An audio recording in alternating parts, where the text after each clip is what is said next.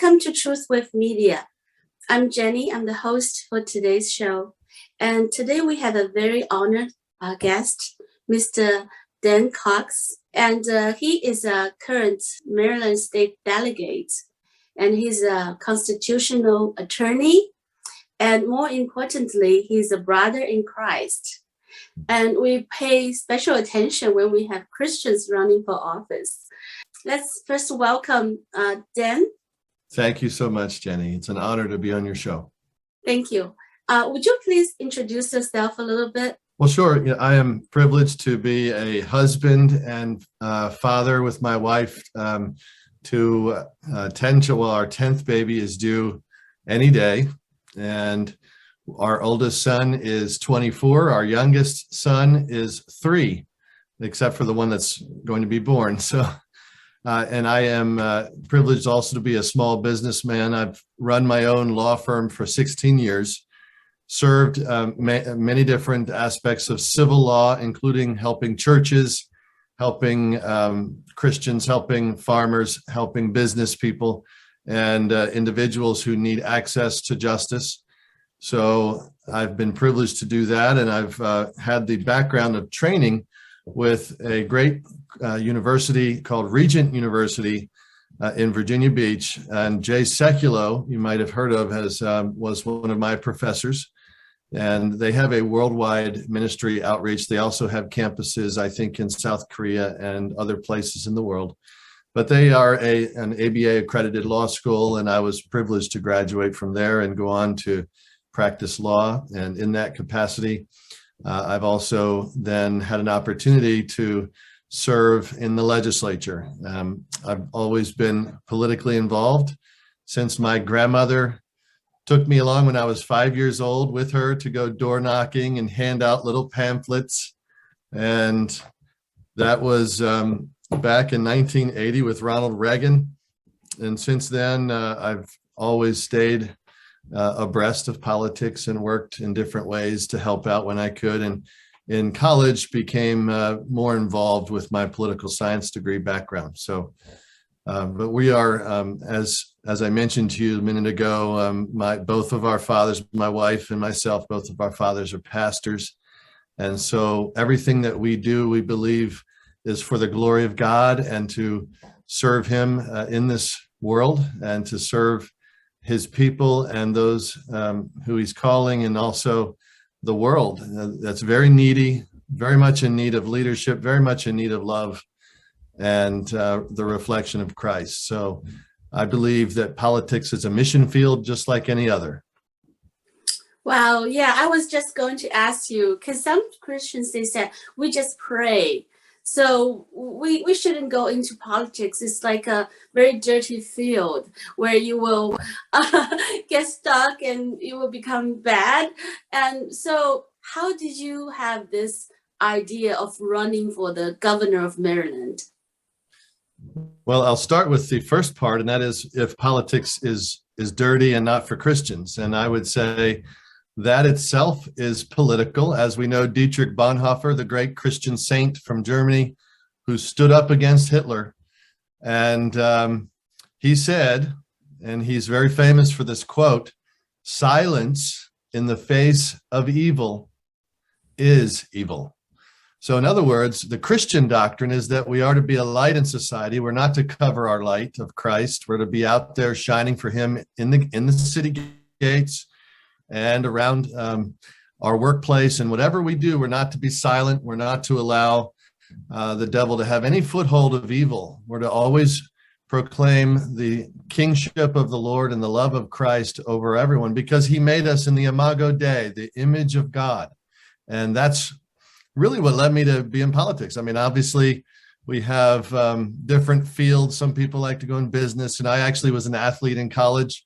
So I had dreams of going to the Olympic Games, and that didn't play out for me because the Lord had other plans. And so after I had an injury in the decathlon, I decided to devote my energies more to the study of political science and law. And that intersects really with faith, because without faith, it's impossible to please the Lord. And without obedience on earth to God's principles, we're not exercising faith.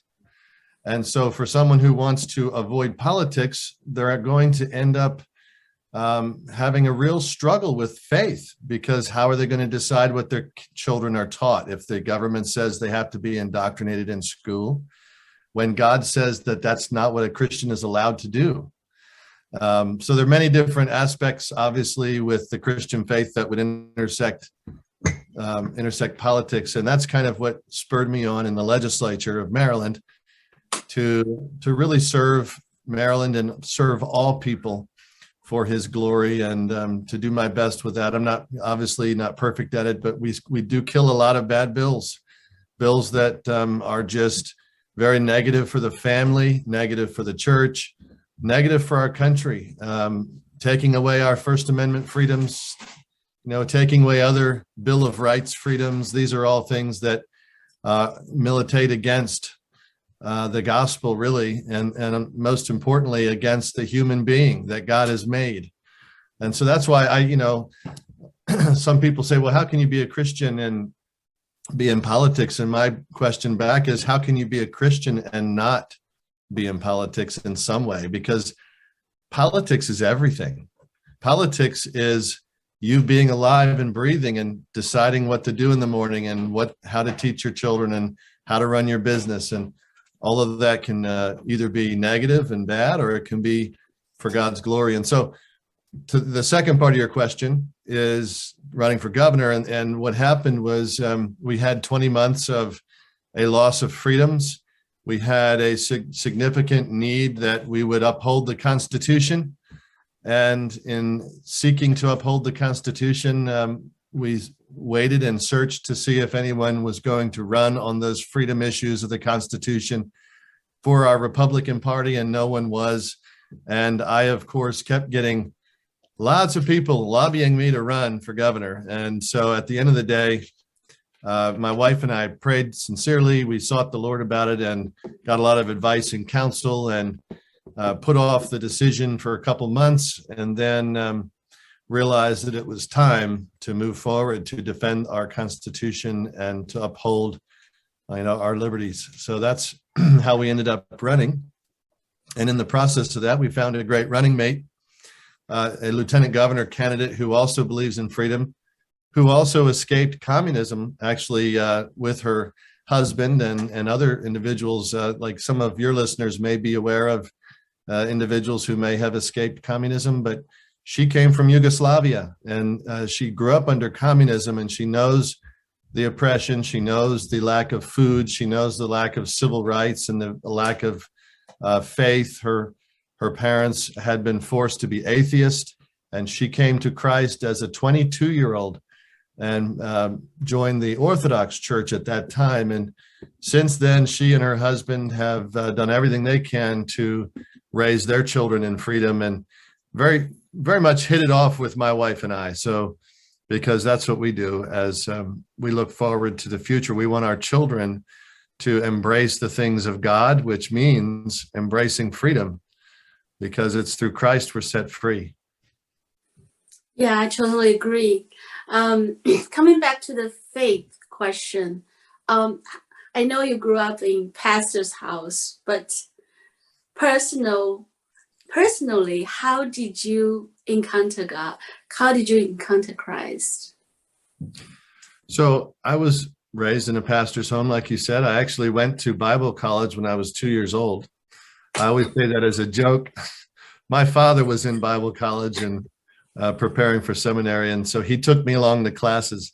But when I was 5 years old, I made a profession of faith and gave my heart to Christ. I remember that to this day.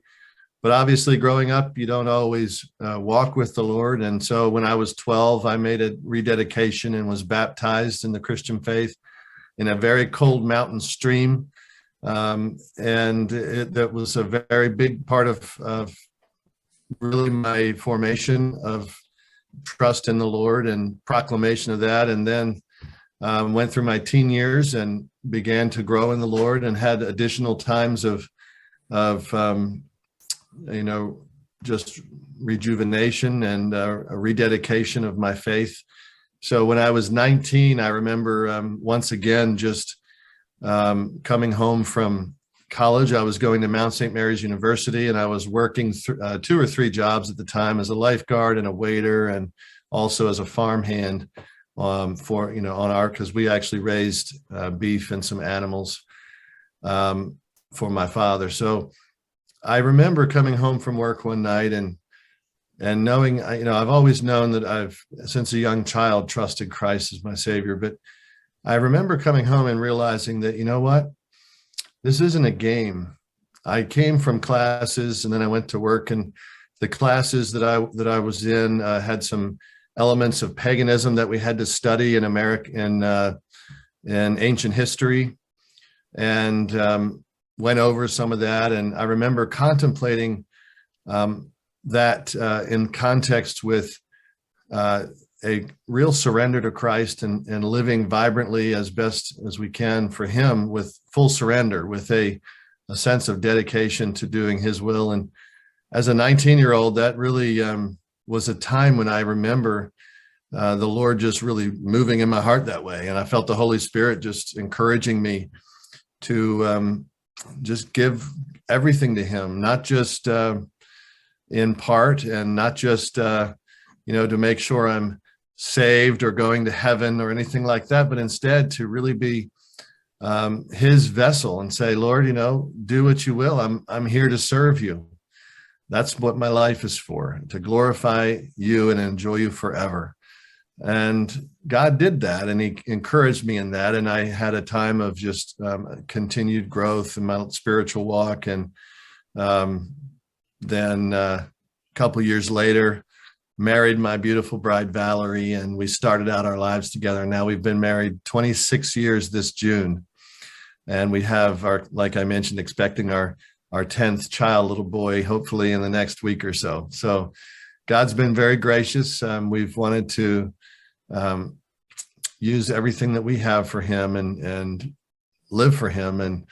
And by his grace, we're seeking to do that. But that's obviously a real testament to raising children in the faith. I'm very grateful for my parents. So is my wife. She's very grateful for her parents, who took the time to read the Word of God, to pray, to have a daily pattern that would instruct us in how to think and how to consider and how to respect one another and respect God, and to listen to his word, and to not be rebellious against the King of Heaven, who, as he said to the Apostle Paul when he was on the road to Damascus as Saul, he said, why are you kicking against the goats? How can you fight the King of Heaven? You can't. And that's what's so wonderful about serving him. He is the King, and he is in control. And I know that is a blessing of the Christian family, to be able to raise children that way. And honestly, a little segue in your question, to try to be concise, is that this also relates to education, and why I'm so passionate about advancing free education and educational choice for parents. Because if you force parents into a mold where they have to send their children to the government schools, you really rob them of the opportunities to have the choice of homeschool programs, of Christian school programs, and of alternative and charter school programs, which allow the parent to be more involved, to direct the curriculum, to have a sense of Christian training rather than indoctrination by the state. And all of that is part of the formation of the child. And we know this to be true in statistical and science studies back through the last 100 years or so, since John Dewey really unfortunately perverted the United States education system and moved it more towards an authoritarian structure. And it's been great to be part of that homeschool and Christian school movement in the last 40 years, where my father in 1983 founded the homeschool movement in Maryland with the freedom of regulations, and worked very hard to get those Code of Maryland regulations established for homeschooling. And that has really allowed for parents to be able to raise their children in the faith and give them an excellent academic education that they're not getting necessarily in the public schools. If you were to be elected, as the governor of Maryland, do you have any plans on education, what you want to do? Yes, I want to expand school choice. I think that the governor currently has attempted that with the Boost program by putting money in the budget. Unfortunately, the Boost program has been diminished and is also only narrowly targeted for certain areas of the state that are disadvantaged in the public school system. But I think every parent deserves the opportunity to use a voucher to allow the money to follow their child, so they can choose a homeschool program, or they can choose a Christian school or parochial school program that they trust, that they help to guide with the curriculum, and that they can then make sure their child has the best education. And it's possible because the governor of Maryland has the greatest power of any state in the United States to influence the state budget, because the governor solely develops that budget in Maryland and can light item veto unnecessary spending and add in appropriate spending to areas like school choice. So I intend to do that. Oh, that's great. I heard some parents, they're concerned if you do school choice, it will impact the strength for the public school. What do you think of that? No, it's not going to do that, because we just, first of all, they passed so many billions of dollars for the public schools. Do you know Maryland's public schools are some of the highest funded in the world? And when you look at schools in other parts of the world and also in other parts of the United States, we aren't producing in Maryland top scholars like many other places in the world are, and even in the United States, with less funding per pupil. So that's part of the first part of the misnomer. The second part is that the budget funding doesn't have to be cut from public schools if the money follows the child, because look at what they did during the COVID lockdown. They 34% of parents, for instance, withdrew their children because they were furious they weren't getting an education. So they withdrew them from the public schools. That money by law is supposed to follow the child, and so the school lost $16,000 to $19,000 per pupil. But what the state of Maryland did instead was it added in $184 million last year to pay for all those students that left, to give those schools that money. It's called a hold harmless payment. And so the budget is able to be manipulated to make sure that the public schools are not harmed. But I do think a free market will improve. Every time you see school choice, you also see the public schools improving. Why? Because they have to compete. And that's a good thing. We shouldn't be afraid of competition. It's the lack of competition where parents end up with children that can't read, like in Baltimore City, or that are being graduated without proper education and preparation for college. This is a disaster in Baltimore City, for instance, where they're actually passing students. I think it was only 1% could pass the tests, and yet here they were, passing them through the grades, and just a total disaster. And we put $2 billion with a B dollars into the Baltimore City public schools in the last few years. And yet look at the results. And so it's not about the money. It's about making sure that the system is streamlined and competitive and doing what they say they're going to do and providing that education. And that can be done both with school choice and with a leaner budget. For instance, Kerwin passed $32 billion additional educational funding. That's a lot of money coming into the public schools. That's nothing to do with per pupil spending. So on top of the per pupil spending, most of these additional allocations are just filled with cash coming into the public schools right now. So we don't have a cash problem with the public schools. We have an academic problem with actually delivering an education to the children. And that's what school choice provides. So I'm excited about that. And I think we're going to see that. That's the wave of the future. Yeah, definitely. I think based on the Virginia experience, people are really hungry for the choice of schools. And the public school funding was provided by the property tax of the state, right? So That's right. It really should fund the student, not fund the system. Yes. Yeah. Very well said. How did you manage all the various tasks? And as a legislator, the Maryland, a lot of people don't know this, but the Maryland legislature has always been for 400 years a part-time legislator made up of citizens who are doing other professions. So you could be like we have in the legislature, we have a farmer, we have a plumber, we have business people, we have women who work in social services, we have people who are very smart and professors and teach in schools. We have lots of teachers in the legislature. We have a police officer, I believe. We have many different people with backgrounds. And the reason for that is because Maryland was, and our system of government is that we are represented by the people.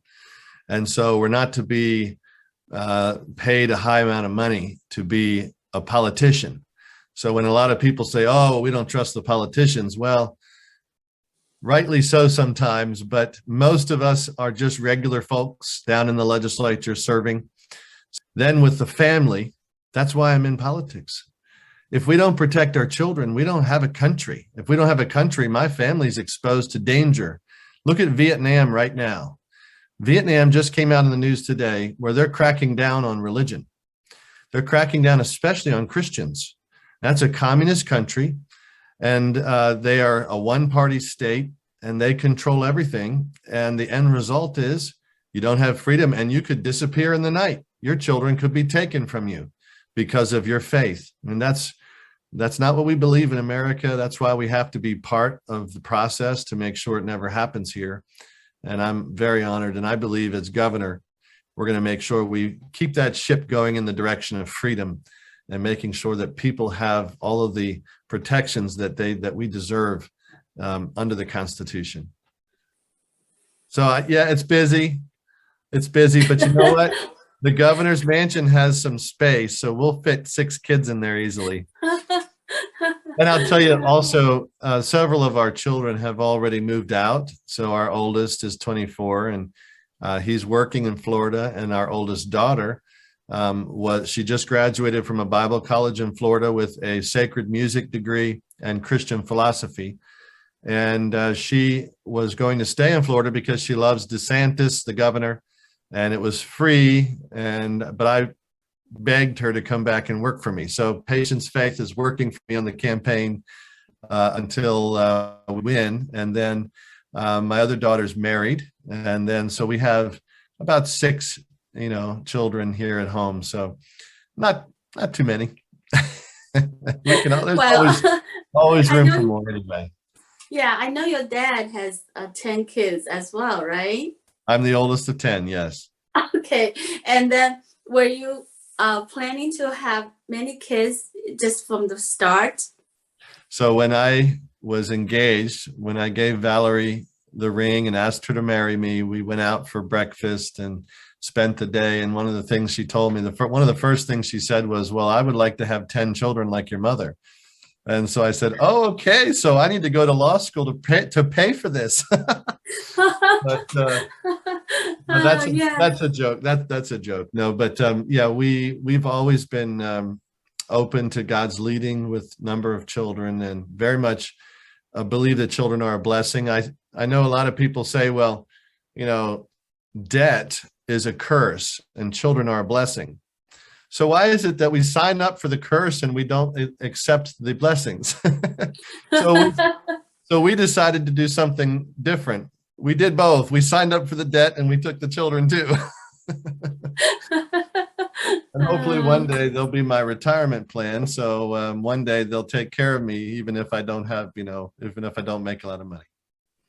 Yeah, I'm really impressed because to homeschool so many kids, and your wife is so beautiful, by the way.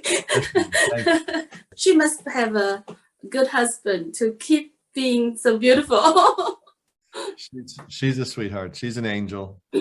And yeah, we wouldn't have it any other way. We love to homeschool. It's a real blessing to do that. We teach them all the subjects, and Valerie is the key instructor and teacher. And she was always smarter than me anyway. I mean, I was the B student in college that helped all the A students be A students. And Valerie, no, I graduated University of Maryland with almost a 4.0, but Valerie never got anything less than an A plus. She's very smart and she did well in college, but she's dedicated her heart to the family and to making sure that her children are raised up in educated well and raised up in the faith. That's the most important thing. I mean, there's nothing that we can take with us to heaven when we go, except by God's grace, the souls of our children. Well, did you guys meet in college? Well, we actually were high school sweethearts, and Wow. so we first met. She was 12, I was 14, and I was in high school, and then we started up being pen pals because she was from the Eastern Shore of Maryland, and I was from up here. So we kind of had a long distance friendship for a while, and it grew and blossomed. And then at Liberty University, I was in the decathlon program at the Mount, and I was looking to possibly get a scholarship to Liberty University. And lo and behold, I was down there interviewing, and there was Valerie. She was at the top of her class at Liberty University, and I saw her walking towards me, and I melted. And so I, about, I don't know, 8 months later, asked her to marry me. Wow. Oh, you're so blessed. Yeah. Yes. So what are your top priorities if you are elected? I have a 5-point plan called Contract for Maryland Freedom. And those 5 points are very clear. I want to restore freedom to Maryland by restoring the constitutional guarantees to the people. No more of these executive orders that lock down the state or that bypass the legislature, or no more the courts being closed while the legislature and the executive are operating. Article 8 of the Constitution of Maryland under the Declaration of Rights guarantees to us in Maryland all 3 branches being open and allowing us to have access. And right now, that's not happening in the courts. You cannot have a jury trial in Maryland right now because they've suspended it. And it's not useful, it's not proper, it's not constitutional. I want to restore the Constitution, number 1. Number 2, we need to make sure that CRT is eliminated from our schools and the government, where we don't have a system where we teach equity and we destroy or attack and divide people and teach them that American constitutional history and that Americanism, that American history has been evil. We are a great nation, and it's a great place of freedom. And so we need to teach American exceptionalism from the point of view of teaching kids about their rights. We're the only nation on earth, except for Great Britain, that offers, and Australia, that offers a jury trial, and they don't even offer it as much as we do. We're the ones that offer a jury trial with a civil case and with a criminal case. Well, you can't do that. If you go to really any other country like France or Germany, you don't have a right to a jury. You just have an elitist judge that decides your legal issues. So America has great opportunities. And when you teach American exceptionalism, like the US flag being in classrooms, under Education 7-105 Code of Maryland, the United States flag, this one right here behind me, is supposed to be in every single public school classroom in Maryland. And every single day, all the students are required to stand up, face the flag, and pledge allegiance to the United States, and to have training and teaching in the blessings of our Constitution and our history in America. Well, in many schools, in public schools, particularly places like Montgomery County, they don't even have a U.S. flag in the classroom. They might have a communist flag, they might have a Cuban flag, or they might have some other flag, but they don't, like, some rainbow or BLM flag, but they do not have a United States flag. So one of the things that I'm going to do is end this divisive Marxist teaching in the classrooms as well as in the state, eliminate that CRT, and then require American teaching with the US flag. And of course, if someone has a conscience issue and they don't want to pledge allegiance because of their conscience, maybe they're atheist, or maybe they're Mennonite, or they just don't do that. Maryland law allows them to opt out, but they can't cancel the whole classroom from being part of that process. So that's number 2. Number 3, is making sure of our police and our safety. Do you know right now, Maryland has one of the worst crime rates ever in the United States. It's horrific. Per capita crime and murder is an outrage. And yet, instead of protecting the people and ensuring the police have what they need, the end result is they're trying to defund the police. They're trying to take away the police rights. And in fact, in my committee, I helped stop a measure where they were trying to go after police families to expose their livelihoods and their personal information on the internet through doxing and through what's called MPIAs, or Maryland Public Information Act requests. So we stopped that. But can you imagine being a police officer in Maryland and thinking that your family's, the names of your wife and children and maybe your personal finances are going to be published on the internet? That's an outrage. So we need to defend the police and protect our citizens by creating safe streets immediately and stopping this horrific procedure. And one of the aspects of that, by the way, is making sure our borders are secure and stopping this, the bringing in of unvetted illegal aliens from Texas. They're being flown in right now. And we don't know if they're MS-13, but we've had MS-13 gang members cutting out people's hearts, killing people, dumping them in the woods in my district. It's outrageous. It needs to stop. It's endangering my children. And so I intend to stop that, to immediately end those flights. We're not going to have any flights here with the Biden transitioning of those who are entered the country unlawfully. We're going to make sure that we protect all legal immigrants and make sure that everyone has those same rights and protections of law. I think that we can make sure that we protect everyone's rights, and most importantly, protect the safety of everyone here, and ending that sanctuary state status is important. So I will defund any locality that defies those orders. So the state will withhold money from localities that try to defy and try to make their locality be a sanctuary state, just like President Trump did with San Francisco. We've got to make sure that our cities are safe.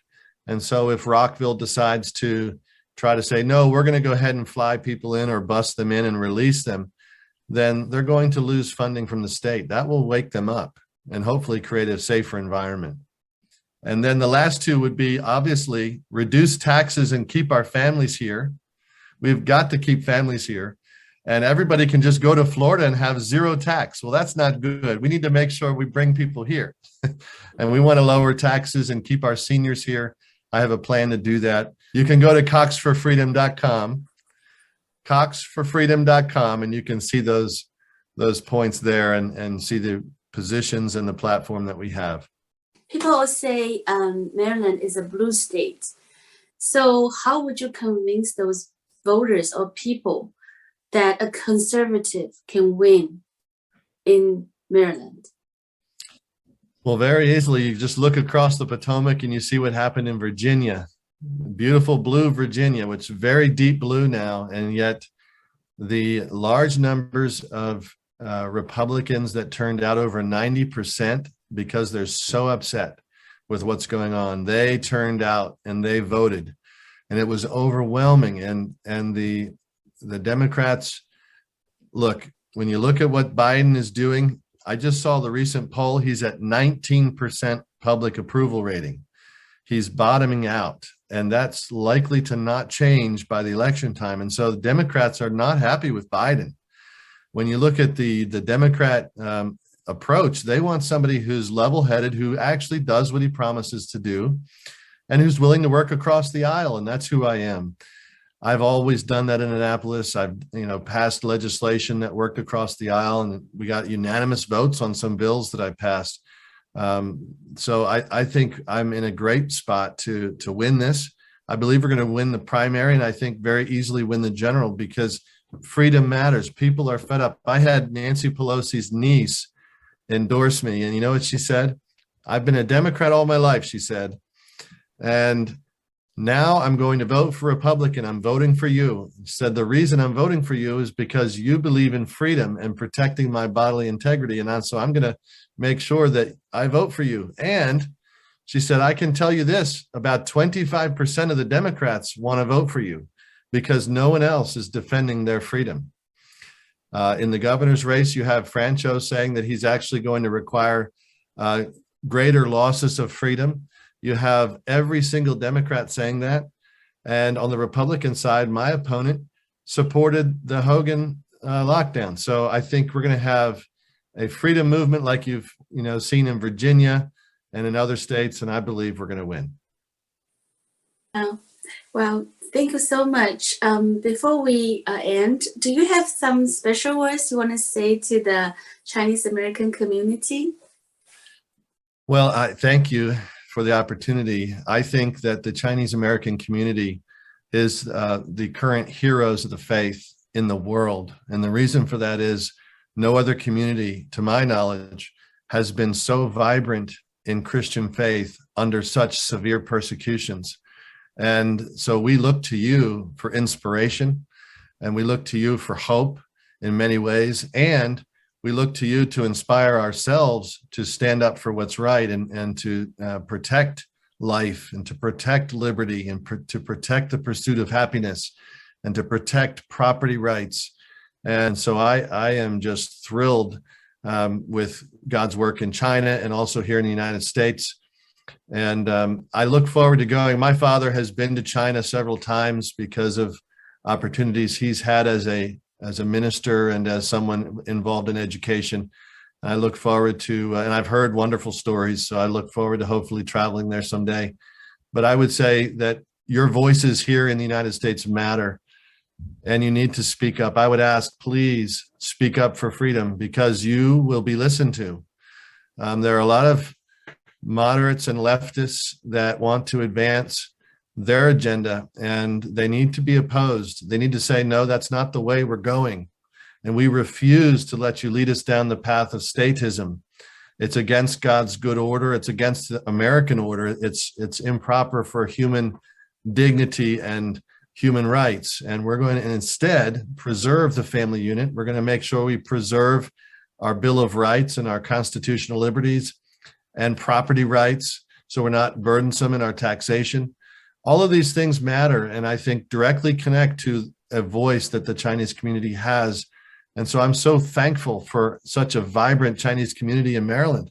It's great. It's lovely. In fact, I want to send a special thank you to all my Chinese American friends and supporters who helped me. I can't raise money right now. I'm in the session, but who helped me leading up to January 12th. I was able to raise a significant amount because of my Chinese American friends, and they all of you came to help and supported and donated, and that put us in a very strong position. So now we're able to do some great things like advance voter contact. So thank you, and God bless.